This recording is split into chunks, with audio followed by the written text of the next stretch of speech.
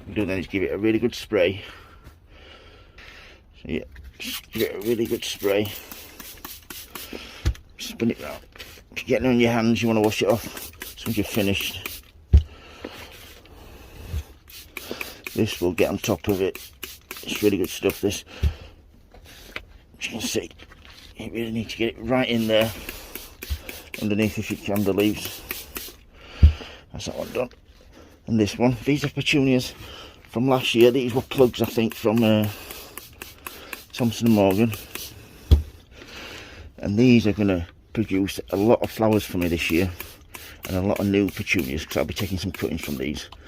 But you can see, being underneath the artificial lights, mildew lights, and they're producing flowers already.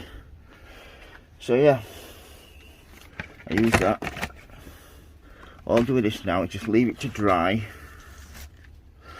Once it's dried, it will go straight back underneath here, and hopefully it won't infect anything else. I've got my tomatoes in here, and I've got poppies, I've got all sorts, cosmos, pelargoniums at the back, lemon balm.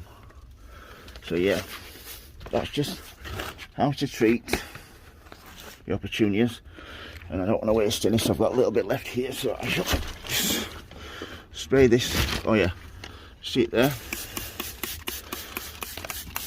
Get the last bit sprayed. I've got a fan and a filter. I'm going to have to have it on a lot more, just to get the humidity down. I might even treat myself to a dehumidifier. So if anybody's using a dehumidifier in the greenhouse, I'd love it if you'd get in contact and tell me how you get on with them, so I know whether or not to buy one. Yeah, just do them at the back there. They're my delphiniums. They suffer with powdery mildew as well.